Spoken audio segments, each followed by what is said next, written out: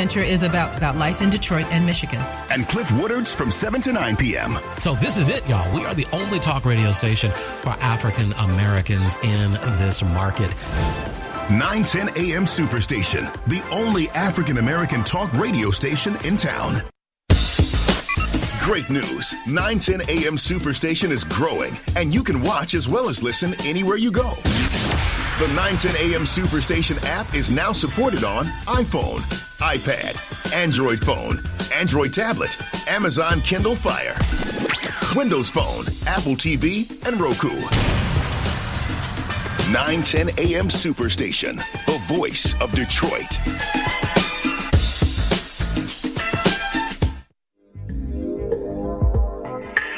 .910 AM Superstation. When you're looking to hear the truth, we talk about it. Because Minister Farrakhan is right. I think one of the biggest problems in our community is that we have all of these churches. Like Detroit is full of churches. There's a lot of churches in Detroit. And we got, whether y'all believe it or not, it's more people going to church than going to the strip club. It's more people going to church than going to the Fox Theater. But he said it. When you've been to the root of something, you can understand the branches. He said, hey, I'm Baptist, I'm Methodist, I'm Church of God in Christ, I'm all that. I think what I love about this clip, two things. One is like the call for unity. Like, why do we let ourselves be divided by religion when we all got the same enemy? This is Radio Our Way, the Detroit way.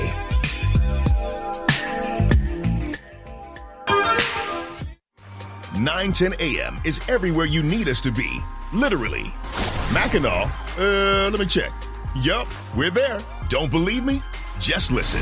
Welcome back to Mackinac Island here at the 2016 Mackinac Policy Conference. You're listening to The Pulse. This is Karen Dumas. We are broadcasting live from the Mackinac Policy Conference. Why are you guys here at the Mackinac Policy Conference? What is the benefit of you being here? Our direct investment yields 67,000 jobs over the 20-year life of the program. Mm-hmm. It increases gross regional product by $6 billion. Wow. There's a big black elephant in the room. The biggest opposition is coming from some of the people that's right up in Mackinac right now. And those are leaders of these suburban cities who just don't want black folk having access to their cities. 910 AM Superstation, the best, the brightest, and the bravest voices in the urban community. 910 AM Superstation is the voice of the people. Don't believe me? Just listen. I listen all the time. Great radio personalities. The new mobile site is incredible. With the visual live feed, this is a whole new level for community broadcasting. I'm also very impressed with the Bible section present both in a written and audio format. 910 AM has really stepped it up to a whole new level. And we don't just show love to the callers. We see the comments and the posts too. We're the hottest station in town. Whatever you need, it's right here on 910 AM Superstation. The most powerful voices in the urban community. 910 AM Superstation gives you the flip side, the real side. This is our side. 3, 2, 1. You're listening to 910 AM Superstation, Detroit's only urban talk radio station. It's the Wayne Bradley Show, conservative political radio, giving you what you need to know. Listen up, it's the Wayne Bradley Show. It's the Wayne Bradley Show, conservative political radio, giving you what you need to know. Listen up, it's the Wayne Bradley Show. That's what it is. It's the Wayne Bradley Show. That's what it is. Listen up, it's the Wayne Bradley Show. And good morning here. You're on the Wayne Bradley Show on 910 AM, your superstation. Wake up, Detroit. We are starting another day here. It's Tuesday, and we have a lot to talk about. We had talked over the weekend, and it just seems that we cannot get away from all the different things that are happening in the NFL. It just seems like it was finally dying down a couple weeks ago, and now we're right back to where we started at the beginning of the season. We're going to talk about that. We'll talk about some local news happened. A local rapper in Detroit was shot and killed yesterday. I actually consider myself a fan of the music, and I know a couple of the friends in that family, so That's some sad news happening out of Detroit. Rest in peace to Rock. And we're going to talk more about the president and how we're moving closer. Are we moving closer to World War III? I guess that's the question that we need to be discussing here today. With so many things going on in the world, I appreciate you listening to the Wayne Bradley Show. Make sure to give us a call at 313-209-9000. Again, that's 313-209-9000. Now, let's start with this NFL issue, because I swear every week I say I'm done with it, and we're going to keep football and politics separated, but we just can't seem to do it. Jerry Jones spoke up, and I believe we talked about this briefly yesterday. Now, I'm a Cowboys fan, so it pains me even more to have to include Jerry Jones in this discussion, but Jerry came out and said, essentially, anyone that disrespects the flag will sit on the bench. Now, this is a guy that has signed Greg Hardy. Greg Hardy, the year he signed Greg Hardy, he had a case following him from North Carolina where he had allegedly had beat up his girlfriend, did all kind of drugs, and that wasn't like his first case. I mean, he caught another case while he was in Dallas. And Jerry did everything he could to get that guy on the field. He did everything he could to make sure he was available to help make the Cowboys better that year.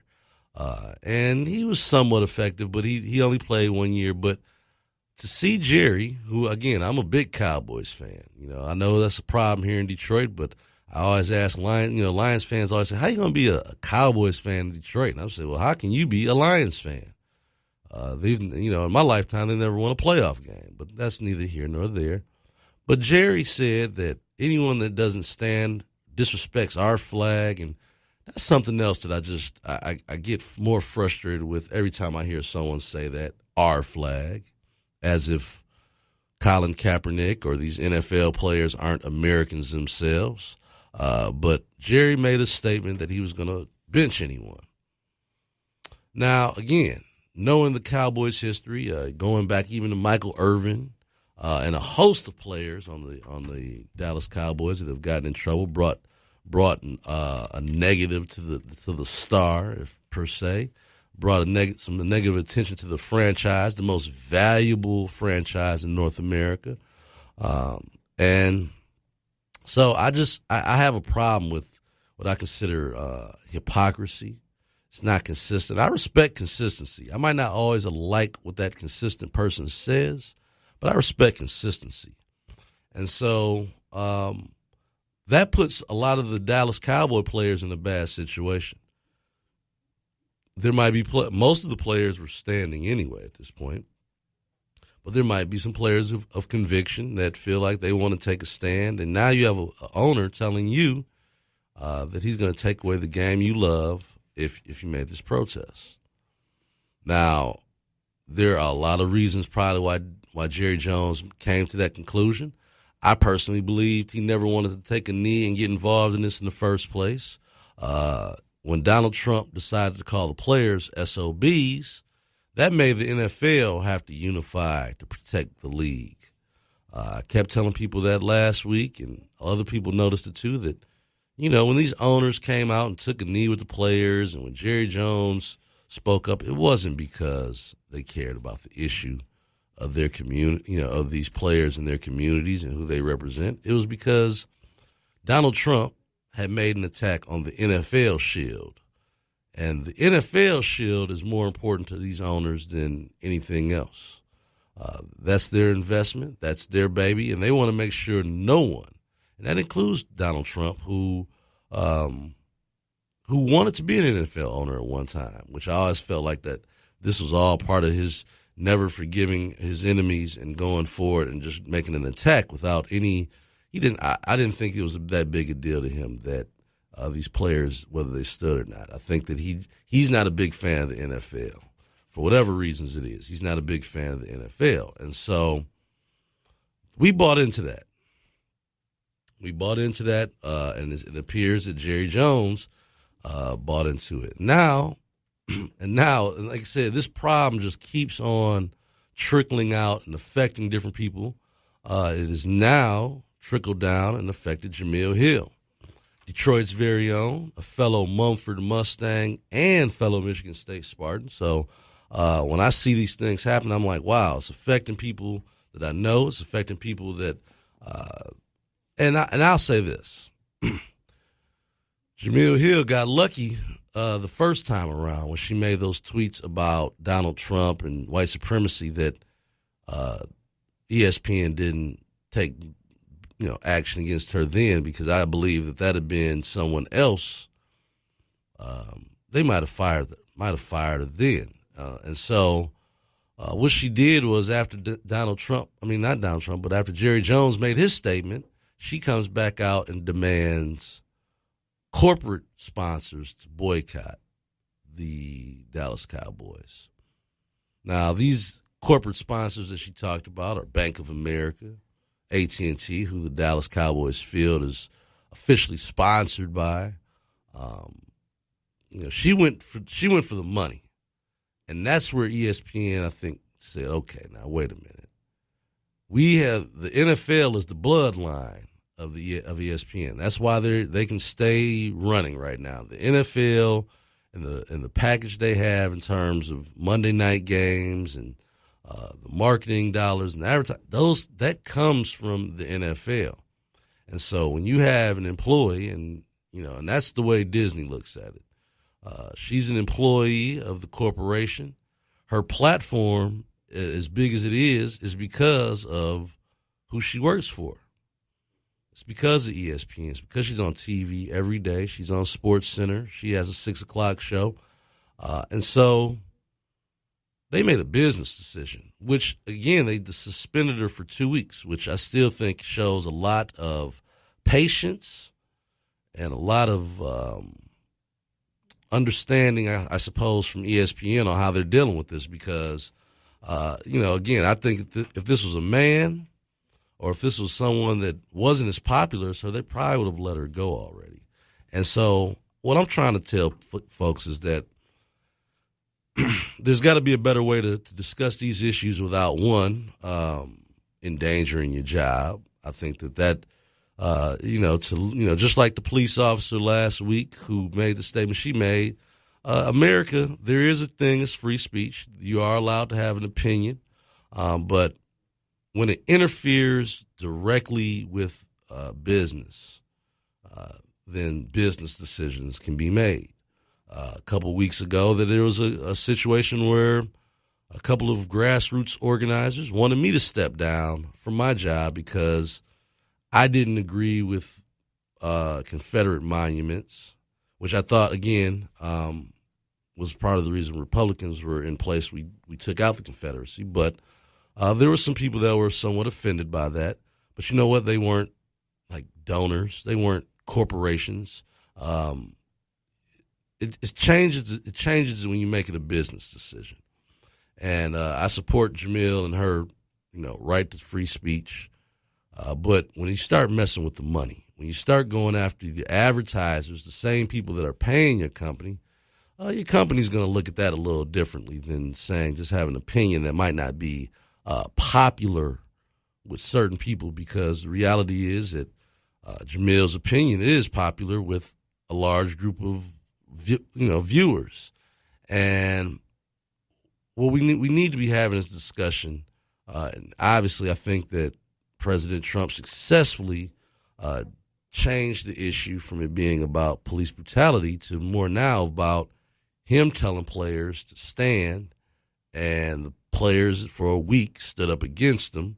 But now owners are like, whoa, now you're going to mess up our sponsors. We're not having that. And to a certain degree, I understand that. You got a business to run. Everyone is relying on the boss to deliver when it comes to getting that check. And if the owners are struggling to get sponsors, now what I will say is that I don't think long term the NFL is going to suffer too much from sponsorships and the big dollars that they bring in. You're going to have some fans. I think the NFL is suffering from a couple things in terms of what could be the demise of that league over the next couple of years. I think the biggest issue, to me, is the head injuries, the concussions. I have a young son that I've always envisioned that I wanted him to play football. This is his first year of playing flag football. And to me, knowing that some of the long-term effects, I really question how much I'm going to be pushing him to play football. I think those are the long-term effects. But at the same time, I'm watching this and I'm like, okay, these young men are essentially laying it all on the line for the NFL. They know some of the risks that are associated with it. Now, has the NFL been honest in sharing the results and protecting its players? Nah, probably not. I think they, again, profit first, what's good for the league, and then everything else follows after that. And it's just been disappointing to see that we continue to, the media, they continue to go for the bait.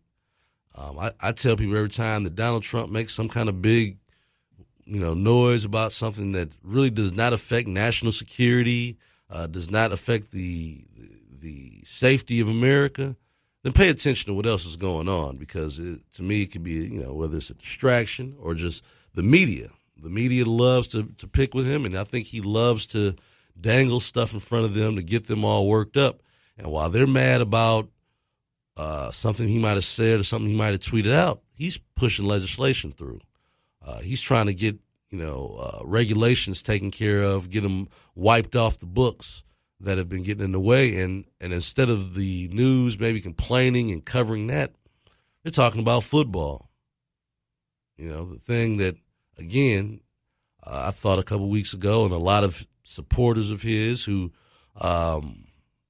didn't like some of the things I said about, I felt that he had a right to take a knee, which I still do. I have conceded now that though he had free speech and the platform that he had, it's too many people that are willing to ignore what he was standing for and only focus on the fact that he interrupted it during the flag. Now, to me, that's a good excuse to not have to deal with the real issue at hand, which was the police brutality. And I do believe that there are a lot of people that don't think that that's an issue, or they're uncomfortable talking about it. I've heard multiple people, and again, this might be in some of the more conservative circles I run in when I'm talking to folks, but to me, it does not make sense that we get all bent out of shape over these kind of things, and the president has an agenda that he's working on. And so every time he decides to tweet about something, they totally change course. And it gives him the window and the opportunity. And I think that him being a New York guy from the media, he knows what he's doing with the media. He knows how to get their attention. He knows how to keep them not focused on things that he doesn't want to talk about, like the health care bill right now. Or he doesn't want to discuss it because it hasn't got to where he expected it to yet at this point in the game. We're here in October, and that hasn't passed. And again, the Republicans continue to bait on it. I think it's been a very risky move. I think from a standpoint of dealing with the base, the Trump base is going to love him for whatever he does. So picking with Corker and picking with fellow Republicans is not damaging him to the people that care about him the most. But when you start talking about these more moderate Republicans and the guys that were leery in the first place, it just further alienates them, scares them, because they don't know what's next. Now, it's a certain part of me that I'm okay with that. I don't think that politicians in a certain way have acted always in the best of behavior in regards to putting the voters first. People, the taxpayers. They've kind of done things that have benefited big business.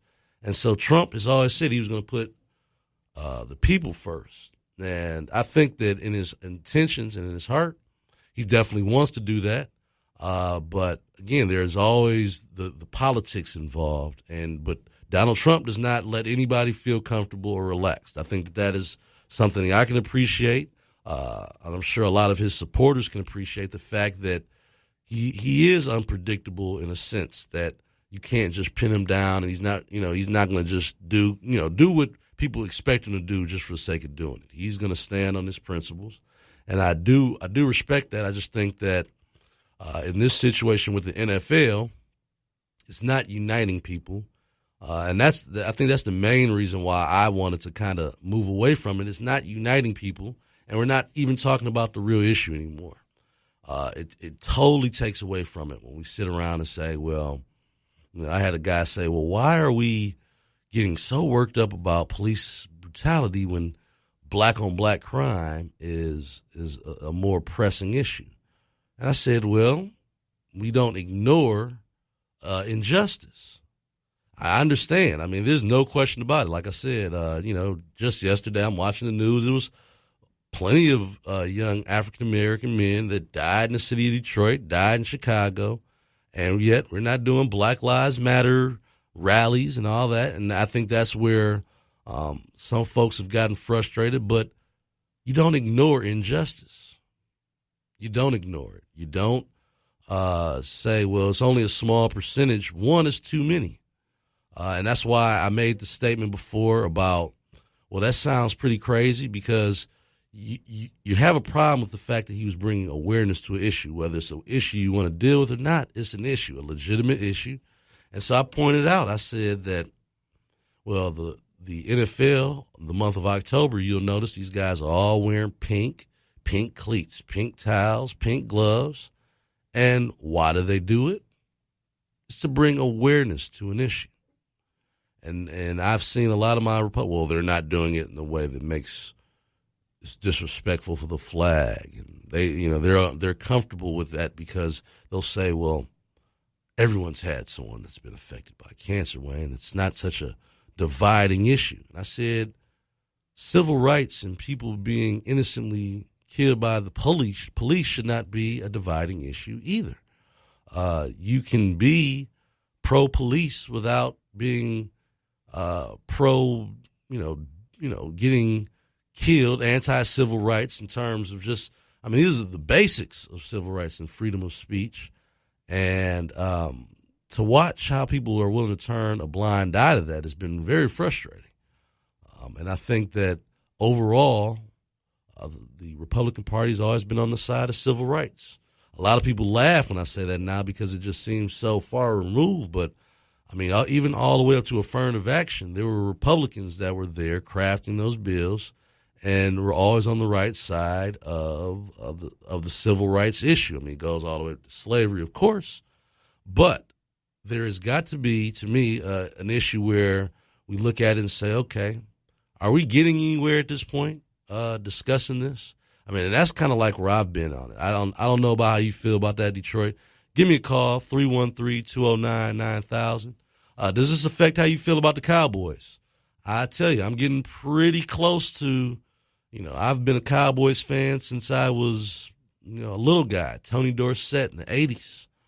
And that was a different ownership group at the time. And when Jerry came in, Jerry is a world-class owner in the NFL. He's already in the Hall of Fame, and he's in there before a lot of other owners have been in there who've been in the league a lot longer. But the way it was done is, again, it's overshadowed the regional reasons. So this is why I don't talk about boycotting anymore. The NFL is not losing any real revenue until you start talking about their advertising dollars. It really doesn't matter if a couple guys show up at a game, like how it happened in Detroit this week. You had about 8 guys that showed up with signs and T-shirts saying, I kneel for the Lord and I stand for the flag and all this kind of stuff. And personally, I don't have a problem with how people feel. Everyone's entitled to free speech. I'm consistent about that. But the idea is that, I don't like people dictating when your free speech should be used. That's the whole idea of it. It's like, well, maybe if you talked about it another time. You mean at a time when you wouldn't be watching or at a time that you don't care? Because the only time that you care about this gentleman and what's going on in his life is those couple hours on the field. And I think that that's something, again, that people need to pay attention to. This is not much different from an employer or anybody else. Your job, a lot of times your boss doesn't care about what you got going on in your personal life. They don't want it, and they definitely don't want it interfering with work life. So that's nothing new. It's nothing new to for ownership and these guys to get involved. But they got into it for a week because, again, they attacked the shield at that point. It was bigger than a couple players. It was bigger than just they were protecting the NFL, the brand, the legacy, and that doesn't surprise me. Jerry Jones is one of these guys that's put all his own money into it. He took his life savings and bought the Cowboys, and it's panned out well for him. It's the most valuable franchise in North America, but I have an issue with the way he's done this. I mean, and on top of that, he did it publicly. If he'd have done it maybe in the locker room, had that discussion with the players, and if the players decided to leak that conversation out, then that's up to them. But to go to the press, to me, reeks of trying to impress his sponsors, reeks of trying to tell his sponsors, hey, I got this. I'm gonna make sure my players are in check on this issue. Because, again, he's not just a leader of the Dallas Cowboys. He is one of the most influential owners in the league. And so, trust me, other owners have taken note of what Jerry Jones just did. The Detroit Lions, the San Francisco 49ers, and the Seattle Seahawks, all their owners basically came to the players like, what do you want us to do? Do you want us to donate money? What are the causes? What are the organizations that we need to do this with and partner with? And in particular, Seattle, they've created a foundation. John York, who's the owner of the San Francisco 49ers, the York family, they donated $1 million to different charities. And this is the thing, I'm not trying to criticize the vice president on this, but he knew that those players were going to take a knee in Indianapolis. I just wouldn't have went. If you felt that they were, that you weren't going to be there if they took a knee, well, knowing that it was the San Francisco 49ers who've been taking a knee for the whole last year and a half, just save the taxpayers a couple dollars and not go. And it would have still had the same effect to say, hey, I was going to be at the Colts game today, but I decided not to go because I didn't want to cause a distraction. But these players are going to have to, I didn't want to be somewhere where the players are going to disrespect the flag. Now, I have an issue. I got to wonder how Mike Pence feels about that, because knowing him and his bio and knowing his history, Martin Luther King was one of his heroes, or at least he said he was, if you read his bios. And I've had a few personal conversations with the vice president before he became vice president, when he was a congressman and a governor of Indiana. And he always talked about the civil rights struggle and how he was this, blue-eyed soul. That was him. He was the guy that he recognized the greatness and the sacrifice of Martin Luther King. And so it's ironic, just all it is that, that he would have an issue with this to that extreme. But the president came out and said, hey, I told him to do that, which, again, leads to the whole thing. Okay, was that kind of like a setup? Was that a political statement in itself, going to the game and doing it, again, at the cost of, taxpayers?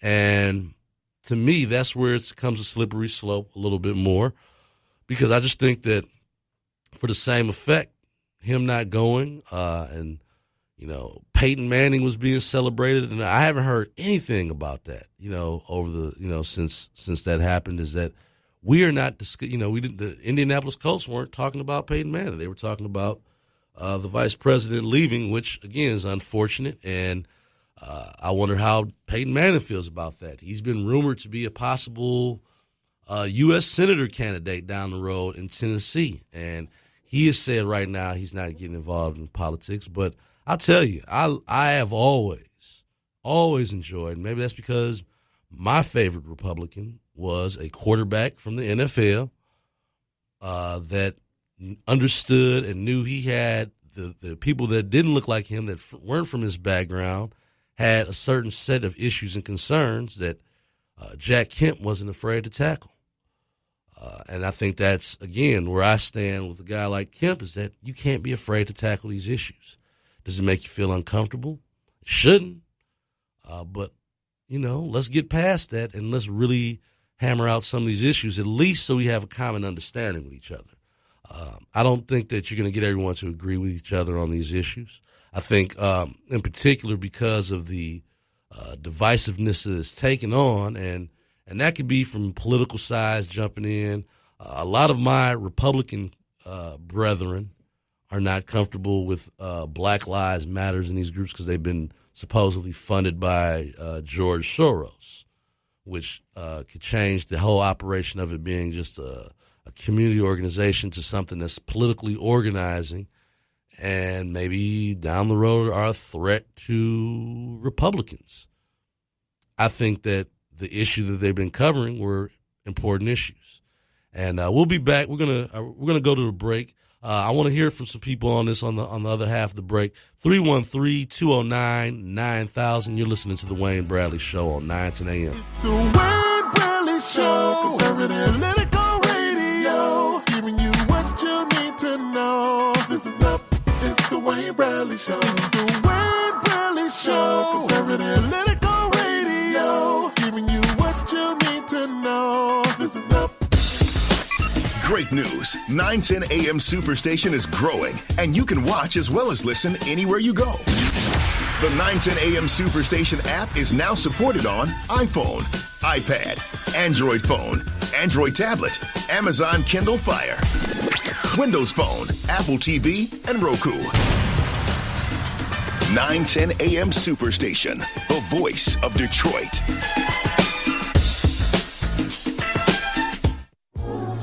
A real extraordinarily tragic. 50 people dead, at least 50 dead, and more than 200 injured on the Las Vegas Strip in the deadliest mass shooting in U.S. history. And we just keep going through these incidents where people go off their nut for whatever reason and start firing randomly into the crowd. It's the most terrifying situation you can imagine. People who had recorded this on their cell phones, it was just, as you can imagine, a panic. Appears to have been an automatic weapon. I don't know that we've seen that before. I mean, we've seen semi-automatic weapons that often get mischaracterized in the media as automatic weapons, but this was clearly from the clip. He was shooting a machine gun, or at least a weapon that had been modified to fire like a machine gun. Yeah, and the police are reporting there were multiple weapons. 910 AM Superstation, the voice of Detroit. 910 AM is the gold standard for talk radio. It's raw, uncut, and untamed. I know our first president was black, and there were 7 presidents that were black.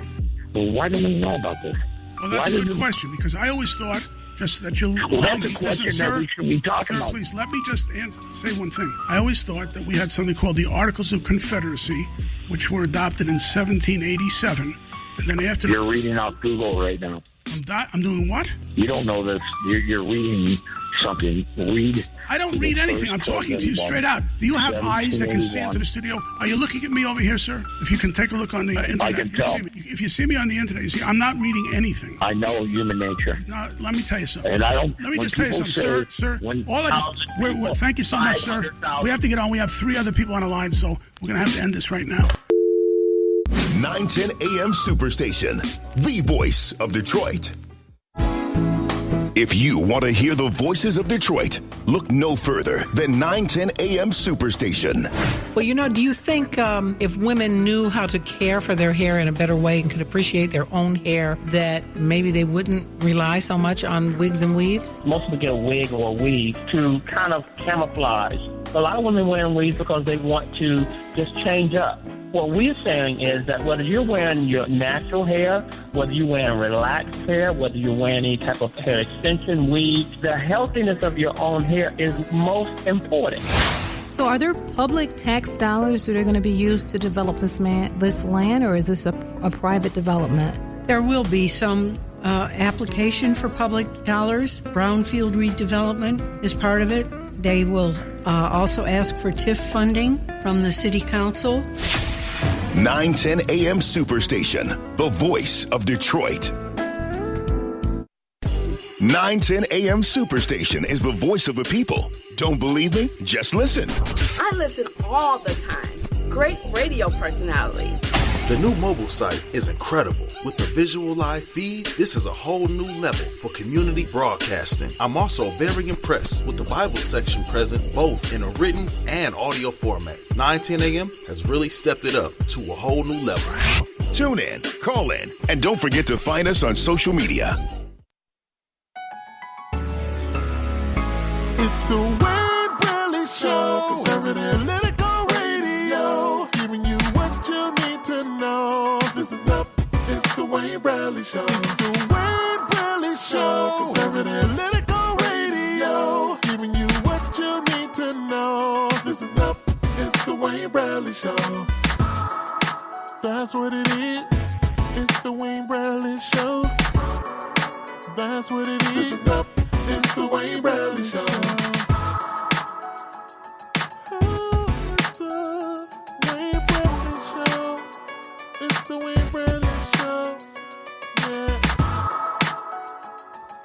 And welcome back to the Wayne Bradley Show on 910 AM, your superstation. I want to apologize if you calling in, if you want to talk about these issues. 313-209-9000. We were talking about the NFL, and sure enough, while we were talking about that, my president, your president, goes out and says he praises Cowboy owner for the threat to bench players who kneel during the anthem. His exact tweet was, a big salute to Jerry Jones, owner of the Dallas Cowboys, who will bench players who disrespect our flag. There he goes again. Our flag. Stand for the anthem or sit for the game. And see, to me, that is the part where I feel like there's a lot of guys that just wish they were the NFL owners. They wish that they could do what Donald Trump is doing. Like I said, these guys that I know from the Southeast Michigan area went to a game on Sunday and was demanding the same thing, where it's like, do you guys realize you're demanding of someone else to suppress their free speech in order to honor what you hold, near and dear and true? And so it's been just, to me, that is not bringing folks together. And I just assume at some point or another we just stopped, talking about football on a national level involved in our politics. Now, again, sports and politics have always been somewhat intertwined. People always say, well, the sports we never can get. That's not true. From Muhammad Ali and others, there's always been some level of maybe activism or using sports as a vehicle to talk about some of the more important issues in the community. So this is nothing new. It's just that the president himself has gotten so heavily involved in it. It changes the way people are looking at it. And for clarity here, the NBA has a policy in regards to standing for the anthem and the flag, because they had this issue way back in the early 1990s with Chris Jackson, a.k.a. Atmu Rauf, who changed his name. And he did not want to stand for the anthem, and he was probably one of the best shooters to ever play in the game. And he didn't want to stand because of his Muslim faith.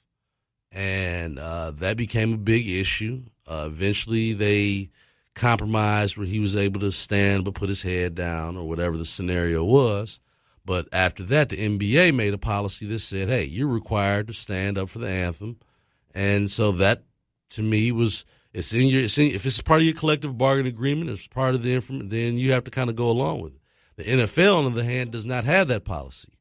And interestingly enough, they didn't even stand for the anthem until 2009. Because, I'm like, when does this become a big deal? But in 2009, the NFL partnered with the Department of Defense and had a marketing agreement that was meant to recruit young men to join the military. So all these displays of patriotism and planes flying over stadiums was all a marketing campaign, a recruiting tool to get young men to join the armed forces. But I want people to understand, we paid for that patriotism. the NFL was paying they were paying the NFL to do that. The Department of Defense, the United States of America, taxpayer dollars were used to give to the NFL millions of dollars to have flyovers over stadiums. And to me, that's what we call patriotism. You're paying for it.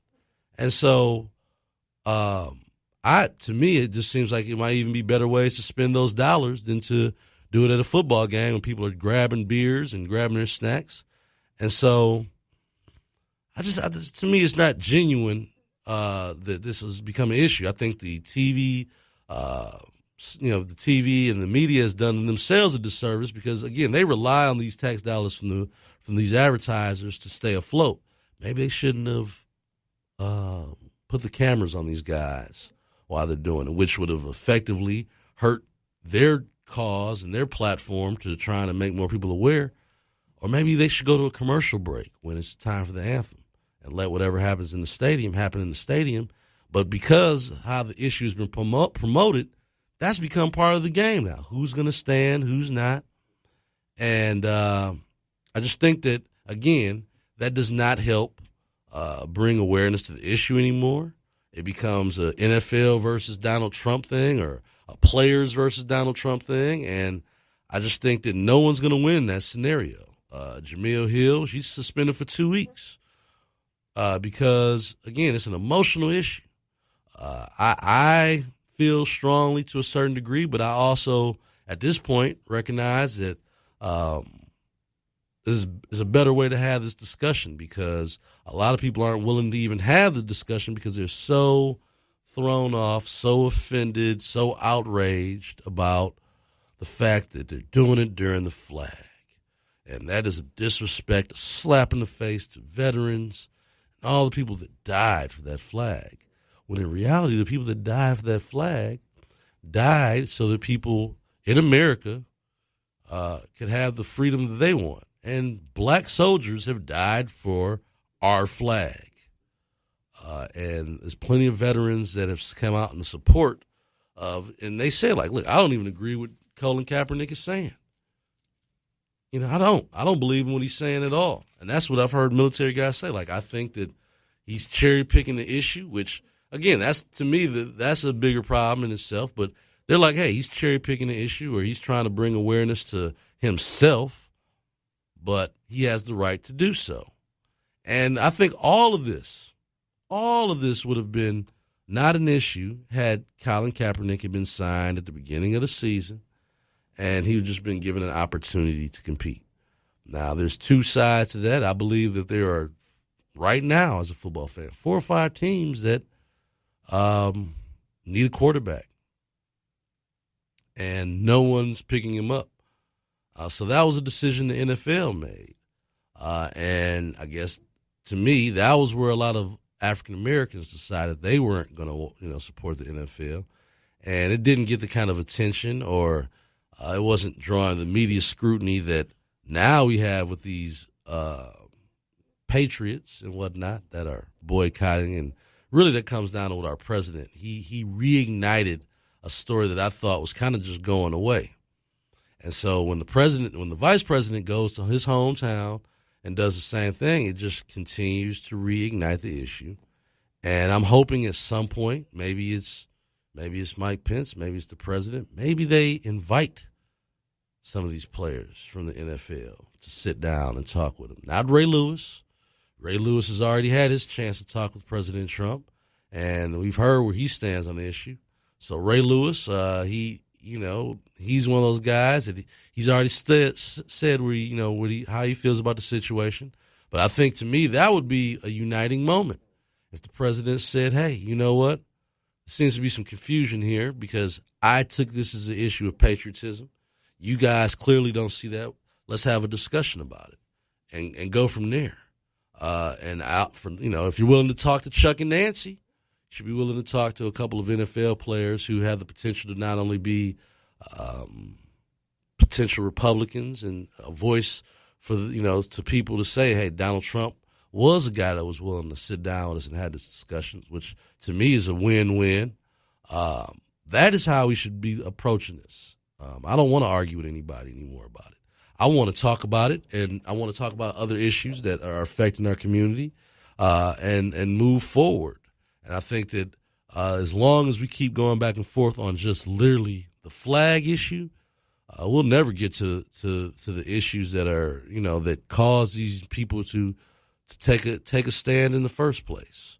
And to me, it was a little gamesmanship by my vice president.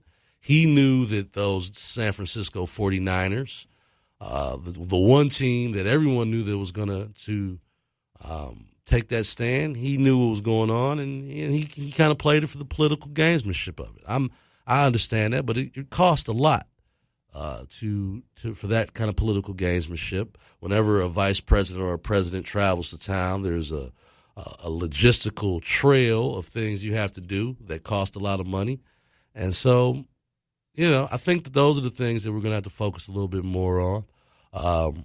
Right now, as we spent the last few minutes here talking about the NFL, we need to be talking a little bit more about the tragedy that's happening in California. We have had over 10 people so far that have been killed. We're going to go to I'm going to switch over because I think, again, we've talked enough about the NFL for now, and no one called in. I've been just running my mouth about it. We're going to go to a clip about, we found some live footage. We actually found some live footage of these fires out in California. We do have a caller. We're going to go to the footage first, and we'll take that caller afterwards. That was chilling, Grant, in one of the latest updates, and they're saying 1,500 homes and businesses damaged, destroyed is the word used. But they're saying that's a very conservative estimate, so that number could go much, much higher. And again, we're talking about 20,000 people evacuated. We're 14 large fires scattered throughout the Napa-Sonoma area, a couple of large hospitals in Santa Rosa evacuated. Basically, all of the schools are closed, and it has just been this firestorm that people say they've never seen anything like it. No, not in that area. No, not in that area. We're watching, and we'll take it when, as Grant mentioned, California Offices of Emergency Services about to hold a news conference. Novato police just tweeted that they've opened the Lighthouse Christian Church as another shelter. So many of these shelters are filling up. Our Vicky Liviakis is joining our coverage. Now, Vicky, I don't know if that one was on your list. They just tweeted this out a minute ago, but you can add it to it if it's not there. Yeah, Grant, they are closing up fast. As a matter of fact, the 20,000 or so people who have been evacuated so far, some in the middle of the night, there's spillover, and now the Marin County officials have opened up a shelter in Marin County that is at the Marin Veterans Memorial Auditorium in San Rafael. That shelter can hold up to about 2,000 people. There's no cost for that. You can sleep there. There are cots there. Also, some other evacuation centers we want to tell you about. Napa Valley College Gym, that is now open for evacuees. The shelter at Cloverdale Citrus Fairgrounds, that's open. Calistoga Fairgrounds, that is open in Calistoga. Sonoma County Fairgrounds, open for folks who are looking for a place to find some shelter. We also want to mention to you that there are school closures. Initially, we heard that Santa Rosa City Schools, those are all closed. Santa Rosa Junior College, of course. And now we're hearing that all Napa County schools, as well as Sonoma County schools and Sonoma State, closed down for the time being. If you want to know more evacuation centers that are open, and also those that are already at capacity, so you don't waste your time, go to our website at cron4.com. We have the complete list. And of course, some of these websites from the city of Santa Rosa and elsewhere are really running very slowly right now because so many people want to know where they can go, what they can do. It's a frightening situation. So probably the best thing to do is just go to our website. We have compiled all this information for you. We'll be back certainly with more of the evacuation centers and shelters for folks throughout the day. Back to you. Okay, Vicki, thank you. And we'll keep in touch with you. And again, we're talking about evacuations at two of the major ones, the two big hospitals in Santa Rosa where they took out at least 200 people. They say some of those people going out on gurneys, on wheelchairs, and that was a big job, but they did that very quickly at pre-dawn hours. But just some of the thousands of evacuations on ongoing this morning. Yeah, as we look at this video from a few hours ago, obviously before day broke, and some really big landmarks in Santa Rosa, we're learning are destroyed. For instance, the Hilton in Sonoma, the Santa Rosa's Hilton Sonoma Hotel is among the dozens of buildings, companies, whatever you want to call them, that were hit. The Trader Joe's has at least been damaged in Santa Rosa. And not only that, you also have the Kmart in Santa Rosa, which has been affected. The list goes on. We're just starting to get confirmation. Some of these buildings, Catherine, are hard to even recognize now that they're on the ground. And again, that list of businesses and the list of homes, that's going to just get longer. But their priority now is they're not even keeping much of a tally yet on what has been lost as they hustle to save people. Teresa Stasio is on the phone. Teresa, this morning I heard, and it was very early, you were driving toward flames, and you said it looked like you were driving into hell. Where are you now, and what does it look like? I think I'm still in hell, Catherine. I've got flames behind me, I've got flames in front of me, and I've got flames to the left of me. Every direction, and I'm surrounded. I'm over here in Santa Rosa at the Montecito Center. It's a shopping center. A lot of people are seeking a safe refuge here. I just came from Rincon Middle School, and they now have fire trucks in front of the middle school because the fire is pushing in that direction. I talked to some residents, and they told me that they evacuated early this morning. I'm looking at some people on bikes. Everyone is walking around with scarves over their faces just because the smoke is so intense. Earlier, a couple hours ago, I was over by Fountain Grove Parkway and just watched as flames consumed homes. It is surreal, it is scary, and it is sad. Teresa, when you say you have walls of fire basically surrounding you, or is this fire that is still burning homes, or is it burning brush or trees, or what's going up? All of the above. So in front of Rincon Middle School, it's building, a man just told me that his brother's business just went up in flames, and that's across from the middle school. And then there's a field, and I saw 3 structures go up, and a man told me that that was next to his brother's home, and that's his brother's business. So we've got flames on that front. I can look over to my east, and that's where Pengrove is, and people have been evacuating from that area and pushing over to where I'm at the Montecito Center. And they told me that they escaped because the flames are coming over there. And then over at Fountain Grove Parkway, I saw the homes being consumed and the embers shooting over across the way and then starting other fires. And then I just spoke to a person who said that on the other side of Fountain Grove, near Mark West, that whole neighborhood has been destroyed. He told me that he saw at least 100 homes that have been burned down to the ground. So I'm kind of in this valley. I just moved away from some active flames just to get into a safer location.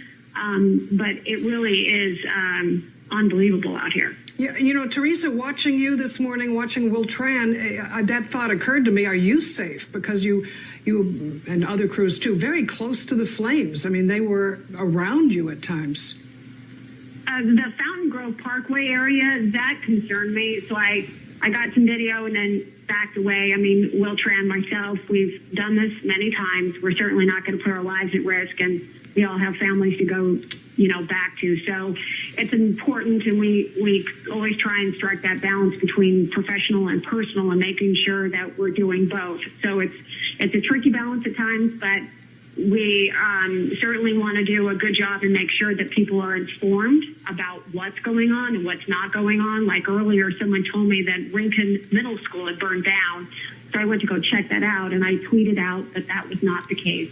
But it was a neighborhood right across the way from that. So certainly sometimes it's a little tricky. Sometimes we get a little scared out here. But again, we're just trying to make sure that we do the public good and make sure that they're informed and that you guys are informed as we get the video and send it in as quickly as possible so that people know what's going on. Teresa, how aggressively do firefighters seem to be battling flames from the ground and or the air? Well, it's a big. I don't know why we're not seeing any air assaults. I'm sure someone has an answer, but a lot of people. All right, so we were listening in on the live recalls going on in California, the tragedies and the fires, and so sounds like it's a pretty bad situation out there. We've got a lot of natural disasters going on around in America right now, and prayers for the people in California. Hopefully the people can make it safely. We're going to go to a call. We've got a call on the line that's been waiting a minute here. I appreciate it. We're going to go to the line now.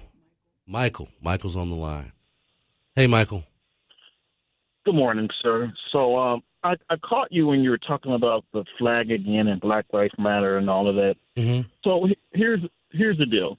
Like I said on your program before, Ruth Bader Ginsburg, who is no conservative, thought that kneeling at the flag was dumb. Right. The problem is, it's not that they don't have free speech rights, which they do, but your business can curtail your free speech right when you're in uniform. So while they're in uniform, they basically are on company time, right. And the company could say, hey, we don't want you to do that. Not that they're taking away free speech, but you don't have unlimited free speech at work. Right. But here's the bigger issue. The whole Black Lives Matter thing, and Mason Weaver said Black Lives Matter. How did it get started? It got started off of Michael Brown. Now, Michael Brown, according to the family's pathologist, not the state, the family's pathologist said, hands up, don't shoot, couldn't have happened. Forensically, it's impossible. But that lie was perpetrated and it was continued on. Now, we are told that black men are being murdered by the police, right? Mm-hmm. Now, if a black man is murdered by the police, at the very minimal, his civil rights have been violated. Wouldn't you agree? Yes, sir.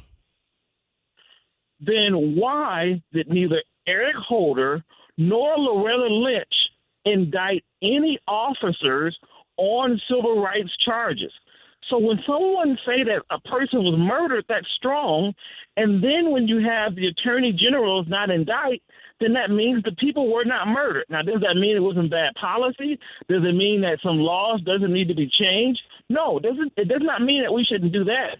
But this narrative that black men are hunted down by the police, and I just read a stat from Heather McDonald that said a police officer is 18 and a half times more likely to be killed by a black male than they are to kill a black male. Right now, black males kill about 42% of all police officers, and we only make up 6% of the population.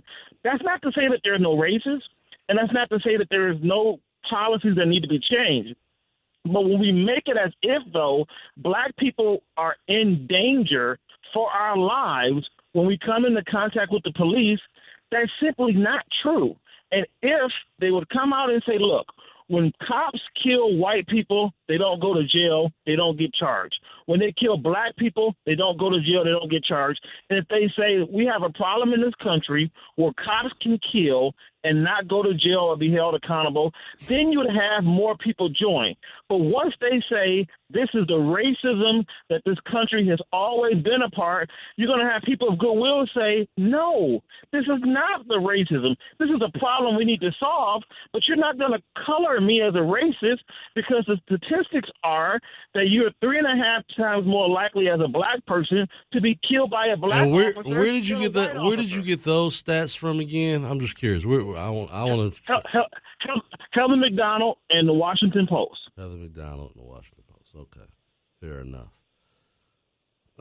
Yeah, I just like to always do my backup on that. But yeah, that's yes, fact check it.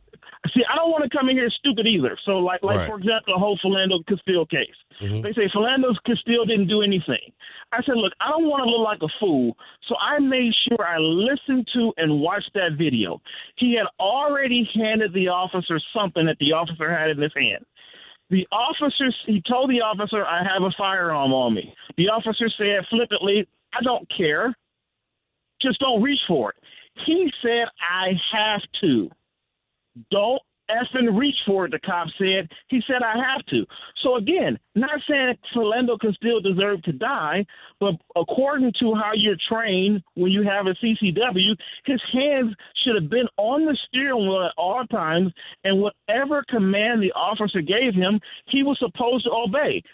Again, I'm not saying he deserved to die, but again, for them to point this out as if though he was murdered when the cop told him don't reach for the gun and he said he was reaching for something, there is no jury in America that's going to convict an officer when that's the case, especially when weed was found in the car. So all I'm saying is if we tell a true narrative that the police kill and get away with it, then we can galvanize everybody. But they make it racial, and that's where they lose a lot of people.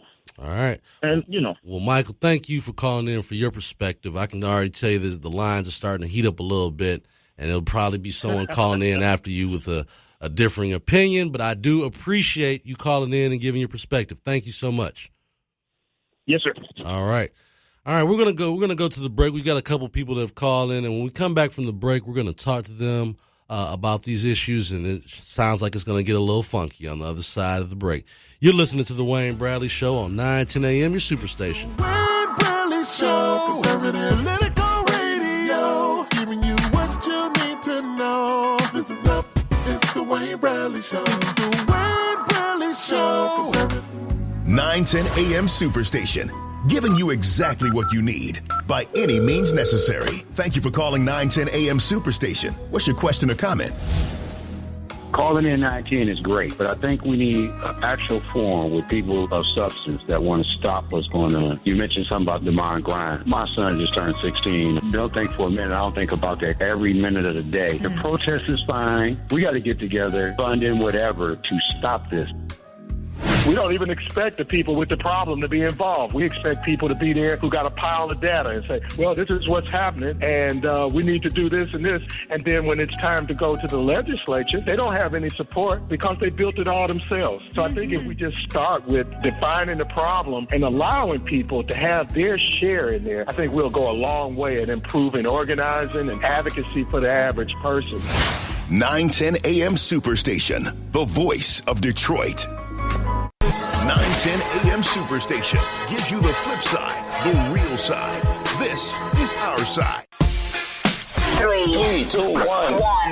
You're listening to 910 a.m. Superstation, Detroit's only urban talk radio station. You're listening to 910 a.m. Superstation, Detroit's only urban talk radio station. 910 a.m. Superstation. We're bigger and better than ever and growing daily. I'm Dr. Taylor. This is my inaugural show. Just a few things about me. I'm happy to be here to be part of the Superstation team. This program, we want to talk about addiction, which is a really broad subject. It covers a whole lot of things. I ask you to call in if you want to talk to me on the air about anything. We have online Sandra. You have been my mentor for years. I look up to you, and I talk about you all the time to people. I think that what you've done proved to other people that they can do whatever they want to do with their life. And that's helped me get back up, too, because I was an alcoholic at one time. And I've been sober for 12 years on September 15th. 910 a.m. is the gold standard for talk radio. There's always something new to talk about, and 910 a.m. Superstation wants to have you covered from every angle. So we're adding some familiar voices and strong opinions to the best talk radio station in town. Hi, I'm Rochelle Riley, and I'm so glad to be joining the family at 910 a.m. Superstation. We're going to be talking about it all Monday through Friday, 6 to 7 p.m. Don't miss it. 910 a.m. Superstation, the voice of Detroit. Be sure to catch Doing the D with Alexander Zonchek right here on 910 a.m. Superstation.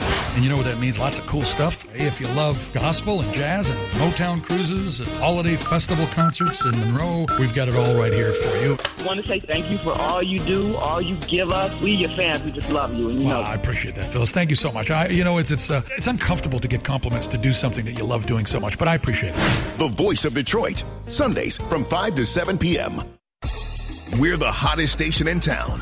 Whatever you need, it's right here on 910 a.m. Superstation. the most powerful voices in the urban community.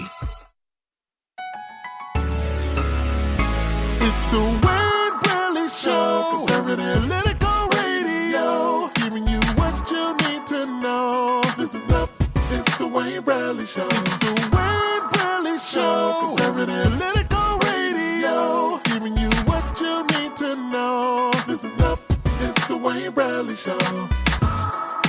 That's what it is. It's the Wayne Bradley Show. That's what it is. Listen up, it's the Wayne Bradley Show. And welcome back to the Wayne Bradley Show. You're now at the 6 o'clock hour of the Wayne Bradley Show, and the phone lines are starting to heat up a little bit here. I'm going to bring in my resident Wake Me Up, Keep Me Woke, likes to break it down and give me all his facts. I'm bringing in Dr. Mack right now. Welcome to the show today, Dr. Mack. Hey, thank you, Wayne. First of all, young man, an exemplary analysis in terms of the NFL. Very good, Wayne. Thank you. The analysis was spot on. Very, very good. Which part did you agree with in particular? I'm just curious. I've been talking for hours. Well, I agreed with when you said that this issue in terms of the harassment, the killing of black people disproportionately in this nation is something that a lot of white people simply don't want to talk about. Right. You know, and there are members of your party, and Democrats as well, though, but highlighted by members of your party who simply want to pretend it's not an issue when I want to watch my sports. I don't want to be bothered with stuff. Right. But there's no escaping. This has got to get beyond people's comfort zone. So there you go. I think to me, Dr. Mack, and I was going to say, I've met with guys who I consider, the country club Republicans, not the Tea Party guys, not the guys that are mad all the time. I'm talking about the guys that got a pretty good life. Things are, they're not, I wouldn't look at them at any other time as like, you guys are racist or anything like that. No, these guys are the good guys, but they are uncomfortable, talking about this subject because they don't think it's really that big a deal. They, like, come on, Wayne. It's like, I don't see you guys getting all that worked up about the black on black crime, and that's kind of like a way to get away from even wanting to talk about it. So. Correct. And that's exactly right, which is why I wanted to defend you, okay, because when you need to be defended, I'm going to do it. Thank you. So there was some callers some days ago that said, oh, Wayne, you're not black, you're this and that. I hope that guy is listening. We need black Republicans. I'm going to say it again. We need black Republicans. We need black conservatives. Our interests as a people is only fostered and put forth when we've got a voice at all tables, okay? Agreed. So in terms of you, if you did not say that, Wayne, black folks may not have had a voice in those circles for them to hear that. So in terms of you and being a conservative and things like that, I don't have a problem with that. My problem is with the policy stances that your party has or some people in your party have or that you espouse. But on this issue, you were spot on, and I stand with you 100% on that. Wow, now, I'm going to play the lottery today, Dr. Mack. I think I'm about to go play the lottery today. well, young man, for having the courage to say what you just said, which is going to anger some of your fellow Republicans, you deserve to win the lottery, Wayne. Well, thank you. Thank you. I appreciate that. Yeah, and again, I don't know if you were familiar with it. A couple weeks ago, I took a stance and ended up being all in the newspaper because essentially all I said was that and this is a historical context, too. I'm like, listen, I'm a Republican. I didn't get into this to defend Confederate monuments. We helped take down those Confederate monuments and, beat the Confederates at that time. So I'm not and the guys took issue with it because essentially President Trump said that they were beautiful monuments that we should all be able to appreciate in its history and yada, yada, yada. And I've always said, listen, I don't have a problem with Confederate monuments being in a museum or something like that, because it is a historical context. You can't erase history, and I'm not trying to do that. But, if you live in Baltimore, say, I shouldn't have to be driving to work every day and see Confederate monuments on my way to my job and knowing that my local tax dollars are being used to preserve and keep these monuments in pristine condition. And that was just my position on it. It wasn't that, you got to get rid of it, because that's not going to solve any issues. And those people that are sticking up for it, they're not going to go away because of that. So that's just been my position. So now, on the issue of this gentleman, I think his name was Mike, or they called a little while ago. Yes, sir. Mike, I hope you're listening, because we need to engage in the re-education of Mike. Mike, first of all, in terms of Loretta Lynch and Eric Holder, what Mike needs to understand is that under federal law, and I'm a practicing attorney, under federal law, the statutes for bringing a civil rights violation, the threshold is so high, it makes prosecution almost impossible. What has happened is, in terms of civil rights legislation, there's been a move, all right, and largely spearheaded by a segment of people that have tried to take your party over. See, I want you to understand something, Wayne. Okay. The people that are rabid Donald Trump supporters, they are not the Jack Kemps of the world. I respected Jack Kemp. He gave a speech one time to a black group, and I thought, this man is talking like a Democrat. And so what I'm saying to you is that people that you respect, that I respected Gerald Ford. Right. I'm telling you, Jack Kemp and Gerald Ford could not get past the primary right now with a segment of the people that have taken over your party. That's what I'm saying. Oh, I do recognize that there's been the winds have changed a little bit in terms of that. I do think that if Jack Kemp was in Congress right now, or he'd be called a rhino and, all these different things. So there's definitely a difference, but I think that Jack Kemp would have stood up for it, and he would have stood up and said, hey, I don't care what you guys think. This is what's right and this is what's wrong. And that's, to me, that's the markings of a good leader. I couldn't imagine right now Jack Kemp demanding that, him being a former NFL player, demanding that these guys stand up. Now, maybe he would have said, you know what, let's have this discussion. Let's figure out why these guys are standing or taking a knee during the anthem. I think that's, to me, is the way that if I was President Trump or if I was Mike Pence, and I'm really more surprised at Mike Pence on that than I am Donald Trump. Like I said, knowing Mike Pence from, like I said, being the governor of Indiana, being the congressman, he used to brag, and I'll let out a couple of the personal secrets. He used to talk about how much Martin Luther King and his fight for civil rights and equality changed the way he looked at things. He was in, high school, college, or whatever. And if you go to his bio right to this moment, you will see that Martin Luther King is one of his heroes. So it kind of strikes me as not, I don't say odd, but I think it's just in the political climate we're in right now that he would take that position that these guys who are quietly protesting are disrespecting the flag. But I think that, unfortunately, this is my thing, I think, unfortunately, a lot of people are lost in the sauce of you're disrespecting the flag. And I don't want to hear anything you have to say as long as you're disrespecting the flag. It could be, and so this is my position, Dr. Mack. I said, okay, well, all they're trying to do is build awareness to an issue. I don't see you guys complaining about all this pink stuff they have on. I don't see you saying, hey, let's just focus on football. Why are you distracting me from football? I don't watch football to be reminded about cancer. And that's what I said. And I have friends and family members that have been cancer survivors. So I can understand how people kind of like, oh, Wayne, you shouldn't have said that. I said, but you're mad about it because it has affected you. You're thinking about it in a way where, whoa, my mom had cancer, or whoa, but you're not thinking that way in particular because you've never had a family member or a son come to you and say, Dad, I got harassed by the police last night, and knowing a family member that's been beat up or harassed by the police, it just doesn't happen. It's not happening in their world. And so they're never going to have that conversation with their son to say, hey, son, if you get pulled over by the police, do what they tell you to do, not just out of respect, but because you want to make it home at night. And it's a different conversation because, like I said, I'm sure there's plenty of dads that tell their sons, hey, son, if you get pulled over by the police, you do what they tell you to do and just respect the police. And that's all they tell them. They don't tell them because if you don't, they're going to kill you. I don't want to see them sending you home in the body. So the concern level and what they're worried about is totally different.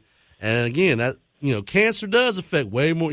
As a more diverse group of people that it affects, so that it does touch more people. But I think that in general, if it's a human rights issue or if it's something a civil rights issue, everyone in particular all these guys who call themselves patriots and constitutional conservatives, that they should just be as equally outraged when those kind of rights are violated.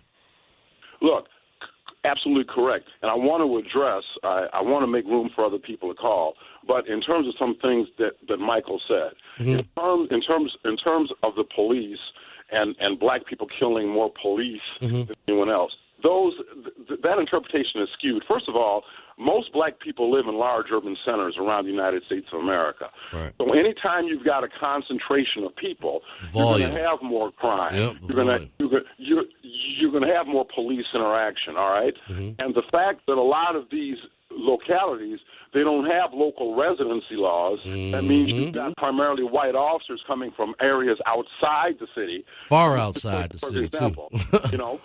coming in to make their money, and not only are they bringing their persons into the city, they're bringing their biases and prejudice into the city. Michael and other people listening, quit thinking that a person's personality changes simply when they change clothes, all right? If a person has got closet racist thoughts, because they put on a blue uniform and a badge and a gun, that doesn't change anything, okay? And it actually makes it worse because being a police officer, you do see some of the worst elements of human beings, period. So, I mean, black, white, or whatever, you, in particularly in cities like Detroit, you see some of the worst kind of crimes, killings, right. And so you can't help but skew your thinking a little bit. If you've dealt with this for 10 years, if you've been a police officer in Detroit for 10 years, there's probably some days you come home like these people are some, freaking animals. And you can be a black cop that feels that way.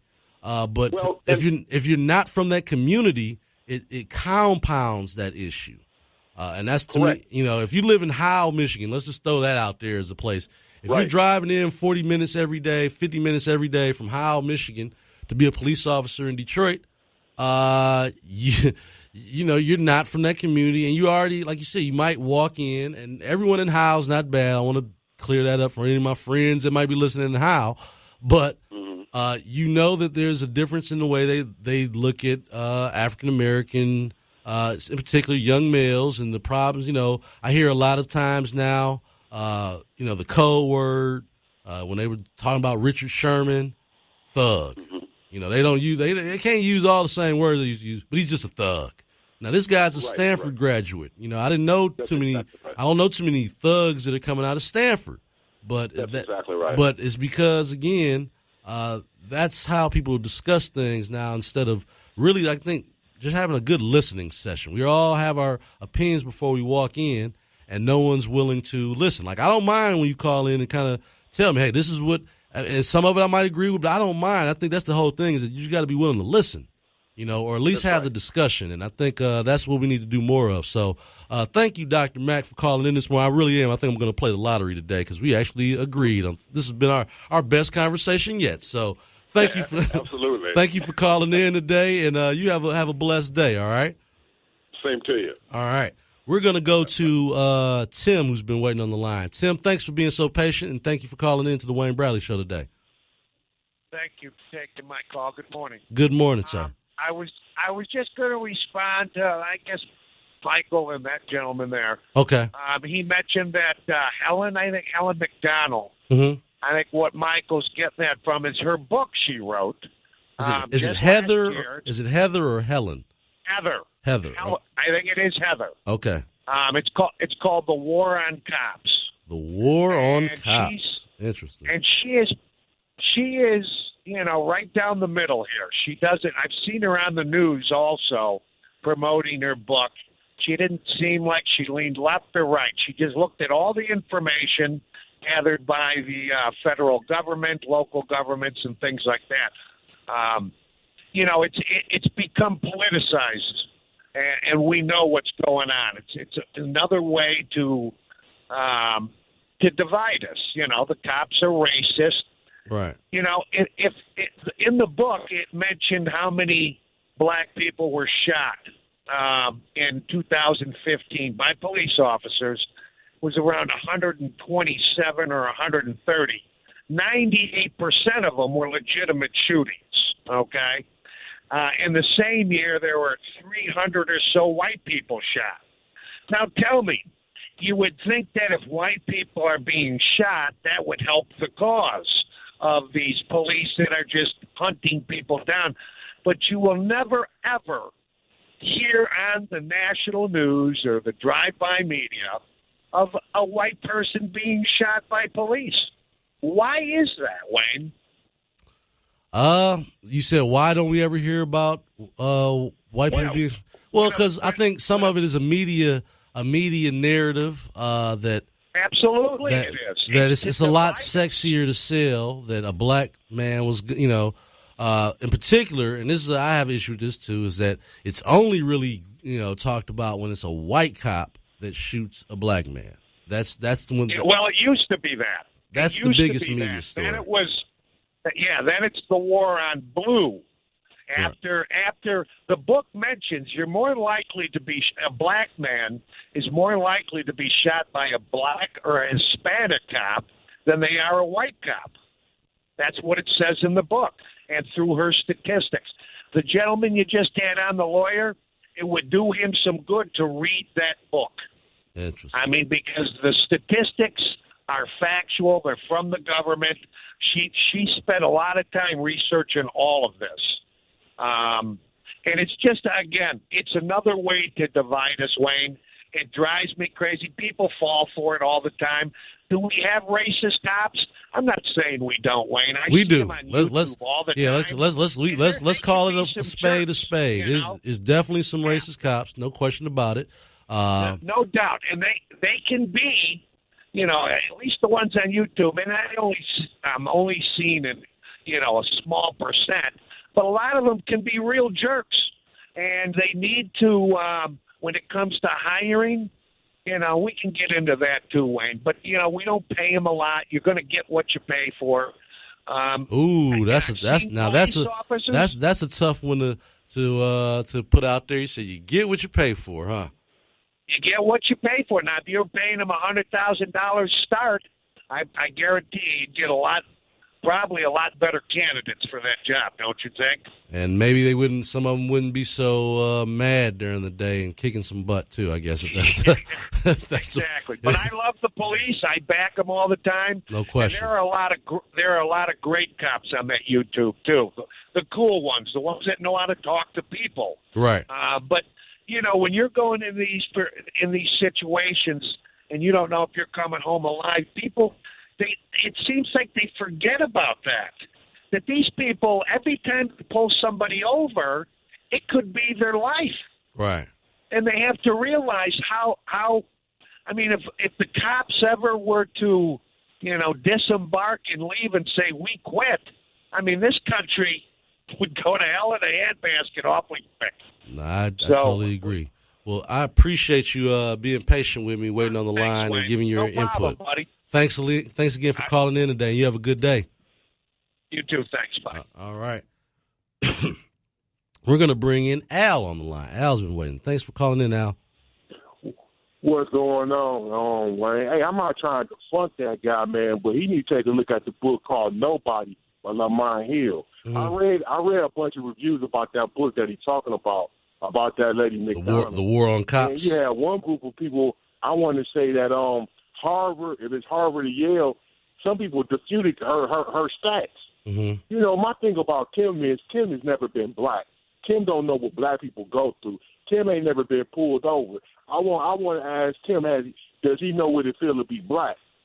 See, I'm not trying to dog Kim. I'm not even trying to dog Mike. I hear these guys. Mike, he's another guy who live out there in Macomb County. Mm-hmm. Your man on Kim say he downriver, then he say he Macomb County. I don't know where the guy from. But you need to read that book, Nobody. And I'm going to tell you something. And and I know, Wayne, if you're a black person riding in the suburbs, you're more apprehensive to be pulled over. Right. Now, he always talking about, you notice how he didn't ever want to say that it was bad cops. He kept on saying it's just some. Right. People are prejudicial, and and I know. Right. My thing about the whole thing is especially the guy in Minnesota should have been alarming to anybody. Philando Skill, he said he was pulling for his thing, and the guy still shot him. Right. So my thing, you know, I know. And I've watched scenarios before where they seem like they're way more patient with some of these. I have nothing against Tim. Right. See, but my thing about Tim is not a realist, and Tim don't understand how African American people have been treated in this country. Think about this. After we had the Emancipation Proclamation, I think it was 1820, we were supposed to have the right to vote. You know, black people didn't have the right to vote until what we say 1968. It was already on the books, but they had to come with the Civil Rights Act just to have it because state rights was stopping black people from voting. See, my thing about white people is they don't understand history. You heard me yesterday. Right. We start talking about people like Lewis Lattimore, Charles Drew. We talk about people like Benjamin Banneker. I guarantee you half of the white people that call in here don't even know who those people are, or even Gary Morgan. See, that's my problem. My problem is this country always want to lowball African American people, and like I told you yesterday, Wayne, the majority of the stuff that was created in this country was created by black people. But they don't even get their due back. Tim is the same guy when they talked about Higgins figures, he didn't believe. He thought that crap was made up. So at the end of the day, man, I don't have nothing about Tim, but man, Tim gonna always be slight. He gonna always feel a certain way. He gonna always feel like somebody disrespecting somebody. But me personally, I'm gonna tell you something, Wayne. I think black people get disrespected every day in this country. And like I told you again, you need to read that book called Nobody.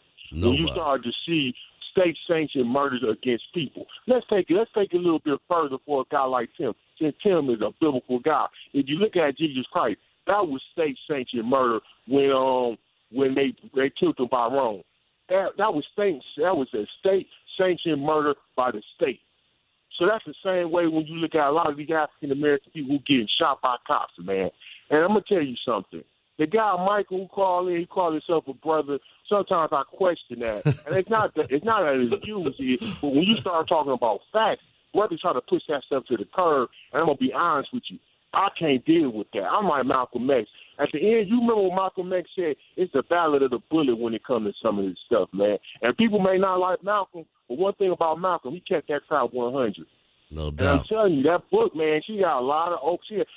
She got a lot of open. Let's look at it like this way: the broken glass, the thing that you use about the broken glass, talking about stop and frisk, what they did in New York, the broken glass theory. They said half that stuff got debunked because the majority they started looking at how people looked at. Right. You know, so Tim is running around talking about. Listen, I'm gonna tell you something. If you look at the record, if you look at the statistics, people kill where they're comfortable at. No that question. Means white people kill with white. Well, I mean the statistics are almost identical, almost in terms of. You know what I know? Brothers is not gonna go out. Listen, Wayne, you come on, man. You went to Mumford. Well, that's what I was about to say. You know, the numbers of white on white crime are pretty close to that of black on black crime because, like you said, my point exactly. Yeah, I mean, but they only use that term with us. But that's my point. Right. Listen, Wayne, I know you're a conservative. You have the right to believe any way you want to. Mm-hmm. But when you hear people try to play that game that black people kill more black people, that ain't always the case, man. No, it's not. Man. Listen, people gonna kill when they feel comfortable at, man. And if the statistics was told correctly, we'll have a different conversation. But the reason why we don't have a different conversation is because we have people who control the narrative. I'm gonna tell you what not Malcolm X, but Elijah Muhammad said. And I'm a Christian brother, but he said, "Why would you let your oppressor teach your kids?" Right. Point exactly, man. When you got people controlling the narrative, they can control the story, man. And the reason why I'm getting more militant when it comes to certain stuff is because I'm tired of people playing games. And it ain't about race. It's people playing games out here, man. And that's what it comes down to me, because I'm educated. I'm not somebody coming in here who ain't put the time to put the scholarship when it comes to it. No, you're talking about a gentleman who reads books. I read books, brother. But I'm tired of people playing them games. And I'm tired. And listen, and it's not about race. I'm just tired of people trying to tell my story and they ain't never been in my shoes and don't really know nobody like me. You understand where I'm coming from, Wayne? I definitely do, brother. That lady got has been debunked, man. And put it like this. I don't have the article with me now, but I'm going to tweet that boy to you later on today, man. All right. And this was by Harvard. I think it was Harvard or Yale. They debunked her article, her book, man. Me personally, I'm tired of these conservatives, man. It ain't about that left or right with me, man, because I don't care about none of that stuff. Right. Because at the end of the day, they going to treat me the same way anyway. They going to always think that I'm not above water or know what I'm talking about. I'm just tired of that crap, man. It's the same thing about how people play, man. And I'm going to tell you something. They keep bringing that book up, man. I went and got that book from the freaking library, read it halfway, and said, no, I'm returning this crap. Which and one? All they did The War on Cops? Is the reason why yeah, man. Oh, okay. Man, listen. Yeah. I'm going to tell you something. I gave out books to your boy Tim. You think Tim ever picked up any of the books that I shot to him? Heck no. You know why? Because Tim is scared, man. And if you hear me, Tim, you need to pick up some of the books where you can start looking at stuff a little bit different. I never mind picking up the book that you talked about, but I guarantee you would never pick up the book I'm talking about because you always run around and talk about the left. Man, it ain't about left. It's about being American. There we go. That's what it's about, Wayne. There we it's go. About being American. Bump all of this stuff when they talk about these political parties because the political parties don't mean nothing. Because at the end of the day, a party ain't going to do crap for you. It's all about taking advantage of people to me. It's about being American. So when you going to start thinking about us being American and stop throwing that left stuff out? And I'll leave it at that, my brother. You have a good morning. Man, thank you, Al. You have a good morning too, my brother. That's what I like about my 910 listeners. You guys are like arguing with each other. It's like family. You know, they call each other like, hey, you guys know each other, you know. So, well, I'll tell you what, we're going to come back from the break. We got Vincent on the line. We're going to come back from the break, and we'll be back to finish up this discussion. You're listening to the Wayne Bradley Show on 910 a.m., your superstation. It's the Wayne Bradley Show. Conservative Political Radio. Giving you what you need to know. Listen up. It's the Wayne Bradley Show. It's the Wayne Bradley Show. Conservative Political Radio. Giving you what you need to know. Listen up. It's the Wayne Bradley Show. 910 AM Superstation. We're bigger and better than ever and growing daily.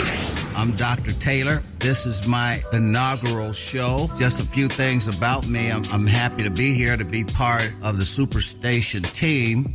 This program, we want to talk about addiction, which is a really broad subject. It covers a whole lot of things. I ask you to call in if you want to talk to me on the air about anything. We have online Sandra. You have been my mentor for years. I look up to you. So, and I talk about you all the time to people. So I think that what you've done proved to other people that they can do whatever they want to do with their life. And that's helped me get back up to it because I was an alcoholic at one time. And I've been sober for 12 years on September 15th. 910 AM is the gold standard for talk radio.